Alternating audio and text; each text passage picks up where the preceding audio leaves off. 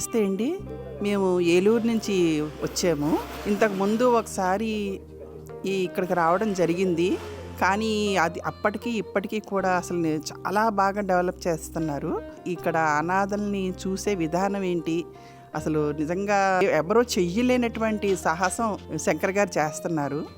ఆయన్ని దేవుడు సదా ఎప్పుడు చల్లగా కాపాడుతూ ఉండాలి.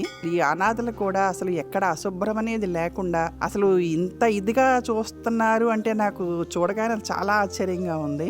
నేను మళ్ళీ రావాలని, మేమిద్దరం కూడాని మళ్ళీ ఇక్కడికి మా చేతనైన సాయం చేస్తూ ఉండాలని నేను మనస్ఫూర్తిగా కోరుకుంటున్నానండి.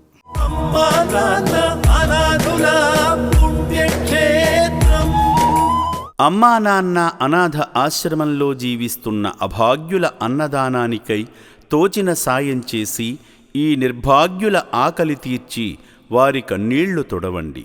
ఈ అనాథులను కూడా మీ బిడ్డలుగా భావించి వారి ఆకలి తీర్చడంలో భాగంగా బియ్యము, పప్పు, ఉప్పు, నూనె వంటి కిరాణా సామగ్రితో పాటు కూరగాయలను అందజేసి 3 పూటలా జరిగే అన్నదానానికి మీ వంతు సాయం చేసి చేయూతనివ్వండి.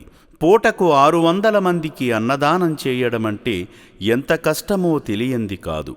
ఈ అనాథుల ఆకలి బాధలకు చెలించి మీరు చేస్తున్న సాయం వల్లనే ఈ అన్నదాన యజ్ఞం నిర్విరామంగా కొనసాగుతుంది.